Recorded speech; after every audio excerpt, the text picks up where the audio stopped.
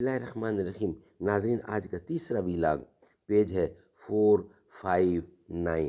ناظرین، اردو زبان میں آسان مہینوں میں معارف القرآن جلد اول سورۃ الفاتح سے لے کر سورۃ البقرہ، پارہ اول تا پارہ تیسرا رکوع 8واں۔ رائٹر ہیں اس کتاب کے مفتی اعظم پاکستان حضرت مولانا مفتی محمد شفیع صاحب رحمۃ اللہ علیہ۔ بسم اللہ الرحمن الرحیم۔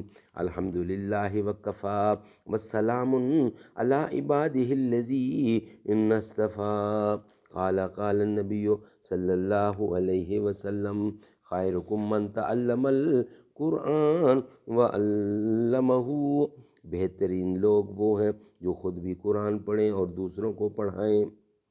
ہو صداقت کے لیے جس دل میں مرنے کی تڑپ، پہلے اپنے پے کر خاکی میں جان پیدا کر۔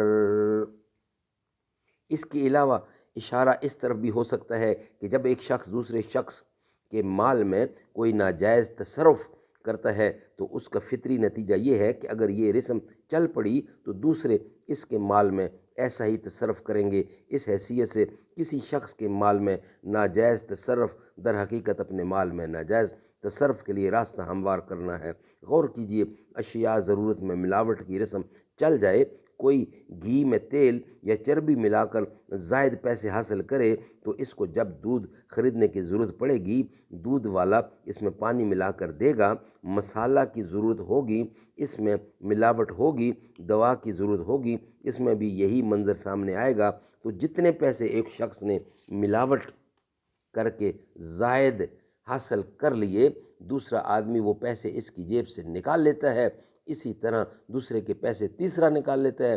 یہ بے وقوف اپنی جگہ بیسیوں کی زیادتی شمار کر کے خوش ہوتا ہے، مگر انجام نہیں دیکھتا کہ اس کے پاس کیا رہا۔ تو جو کوئی دوسرے کے مال کو غلط طریقے سے حاصل کرتا ہے، در حقیقت وہ اپنے مال کے ناجائز تصرف کا دروازہ کھولتا ہے۔ ناظرین، یہ ویلاگ ہمارا جو تیسرا ویلاگ ہے یہ ہمارا کمپلیٹ ہوا۔ انشاءاللہ اب آپ سے ملاقات ہوگی چوتھے ویلاگ کے ساتھ۔ جو بھی عالم جہاں میں بنایا گیا، اس کی رحمت سے اس کو سجایا گیا۔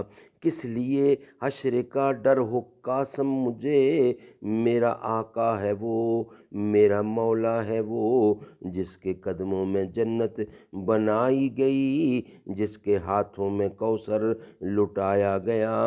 سب سے پہلے مشیت کے انوار سے نقش روئے محمد بنایا گیا، پھر اسی نقش سے مانگ کر روشنی بزم کون و مکان کو سجایا گیا۔